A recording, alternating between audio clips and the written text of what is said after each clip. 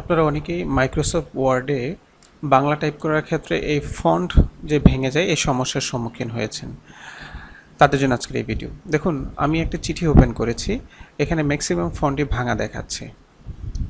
এখন এটা কিভাবে সমাধান করবেন? এটা খুব সহজ একটা বিষয়। প্রথমে আপনি এই যে এখানে ফন্ট টাইপ, যেখানে কোন ফন্টে লেখা আছে সেটা লেখা দেখুন, এখানে লেখা নিকোশ ব্যান। তার মানে হচ্ছে আপনার কম্পিউটারে নিকোশ ব্যান এই ফন্টটি নেই, আপনাকে এটা ইনস্টল করতে হবে। ইনস্টল করার জন্য খুব সহজ, আপনি গুগলে চলে যাবেন। গুগলে চলে গিয়ে সেখান থেকে নিকোশ ব্যান ফন্টটি ফ্রিতে ডাউনলোড করে নেবেন। আপনারা এই লিঙ্কটি ইউজ করতে পারেন। এই নিকোশ ব্যান ফন্টটি আমার ডাউনলোড হয়ে গেছে। এখন আমি ডাউনলোডে গিয়ে ফাইলটি এক্সট্রাক্ট করলাম। তারপর নিকোশ ব্যান্ডের যেই ফাইলটি আছে এটা কপি করব।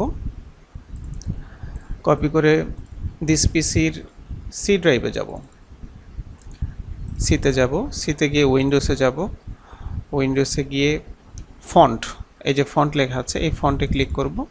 তারপর এখানে অর্গানাইজে গিয়ে পেস্ট করে দেব। তার মানে নিকোশ ব্যান্ড ফন্টটি পেস্ট হয়ে গিয়েছে। এখন আমি আমার ফাইলটা ওপেন করে দেখি। এই যে দেখুন, অটোমেটিক নিকোশ ব্যান্ড পেস্ট করার সাথে সাথে আমার লেখাটি একদম স্বচ্ছ এবং কোনো ফন্ট ভাঙার সমস্যার সমাধান হয়ে গেল। তো ধন্যবাদ।